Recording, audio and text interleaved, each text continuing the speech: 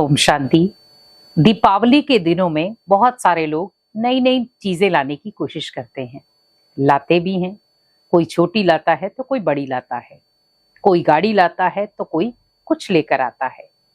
लेकिन आपको ये भी ध्यान रखना है कि हम कोई भी नई चीज ला रहे हैं, लेकिन पहले मुझे ये ध्यान रखना है कि मैंने अपने भगवान के घर के लिए क्या लेकर आया हूं।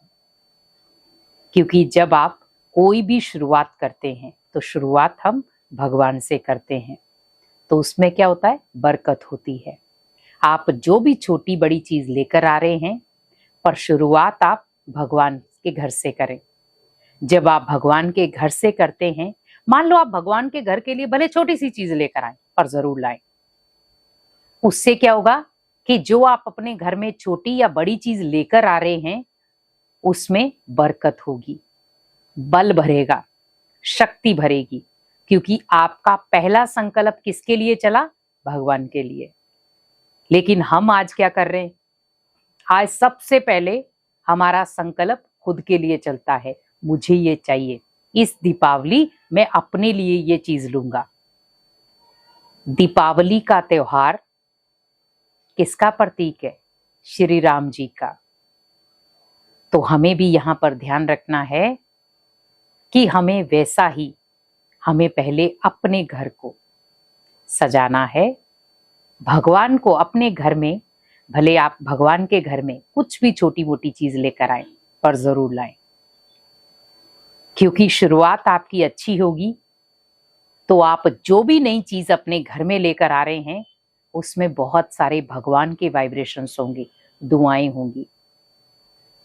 क्योंकि आपने पहले किसके लिए सोचा है? भगवान के लिए, कि पहले मुझे भगवान के घर के लिए लाना है, उसके बाद अपने घर के लिए। क्योंकि जब आप भगवान के घर का सोचेंगे तो भगवान आपके घर का सोचेगा।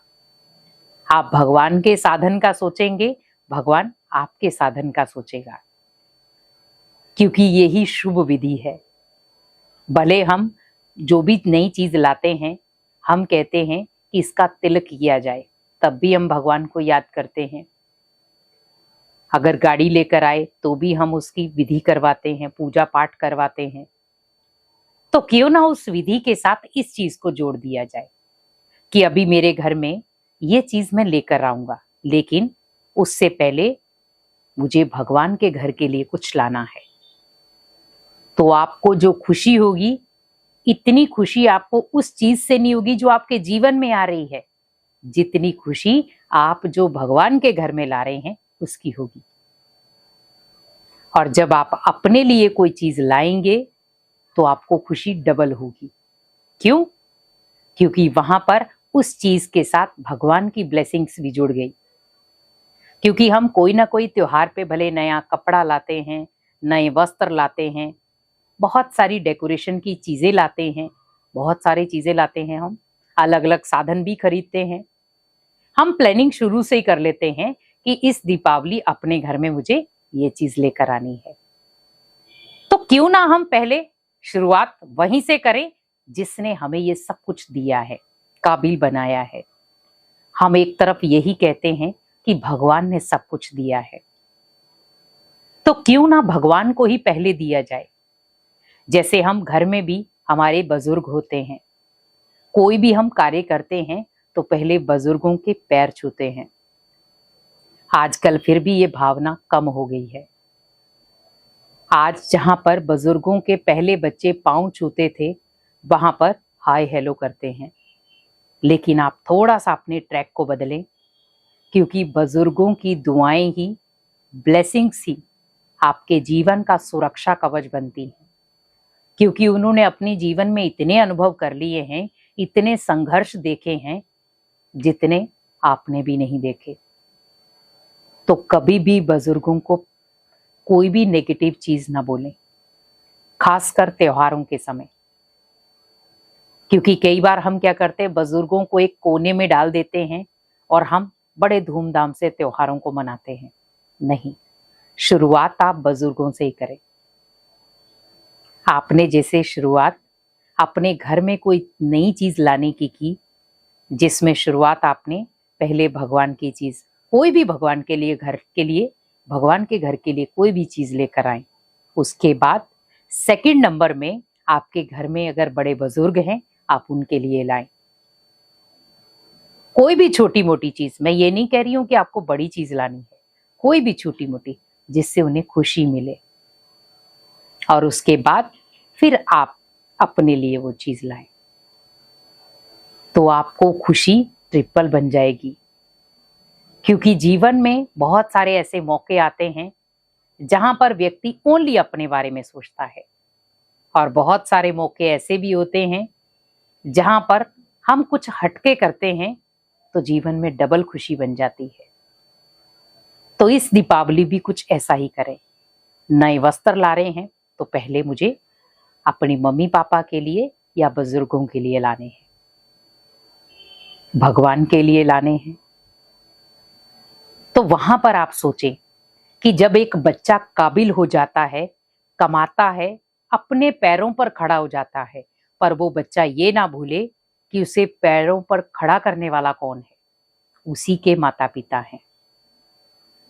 और उसके माता पिता ही वो उसको वो मंजिल दिलाते हैं, वो एक लड़ने का एक तरीका बताते हैं कि दुनिया के संघर्ष में भी आपको पांव कैसे मजबूत रखना है। आज कई बार बच्चे कमाई करते करते यही भूल जाते हैं कि मुझे इस कमाई को करने का जज्बा किसने दिया।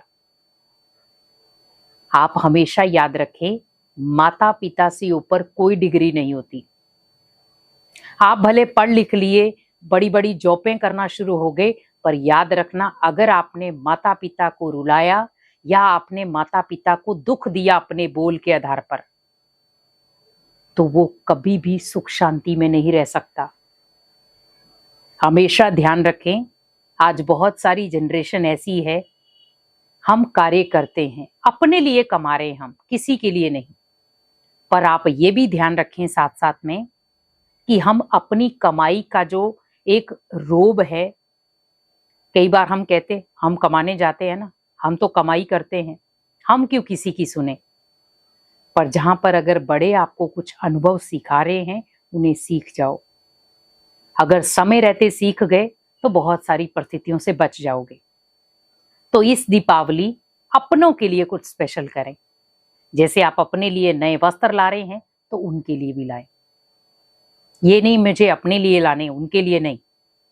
शुरुआत अगर आपकी अच्छी होगी तो आपका जीवन बहुत फलीभूत होगा। क्योंकि आप जितना बड़ों का रिगार्ड रखते हैं, भगवान का रिगार्ड रखते हैं, तो बड़े और भगवान दोनों आपका रिगार्ड रखेंगे।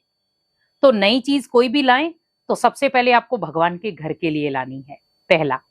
दूसरा, अपने घर में जो बुजुर्ग हैं उनके लिए लाएं। तीसरा, अगर आप बच्चे हैं तो अपने माता पिता के लिए लाएं। ये 3 स्टेप अगर आप क्रॉस कर लेंगे तो आपके जीवन में ये 3 प्रकार की खुशियां भी कहें, 3 प्रकार की ब्लेसिंग, ये आपको पावरफुल बनाएंगी जीवन जीने के लिए, और आपकी ये दिवाली बहुत शुभ हो जाएगी। तो इस दीपावली अपनों के लिए कुछ स्पेशल करें। घर में नई चीजें ला रहे हैं तो ये 3 चीजें भी नई जरूर करें, जिससे आपका जीवन खुशियों से भर जाएगा। ओम शांति।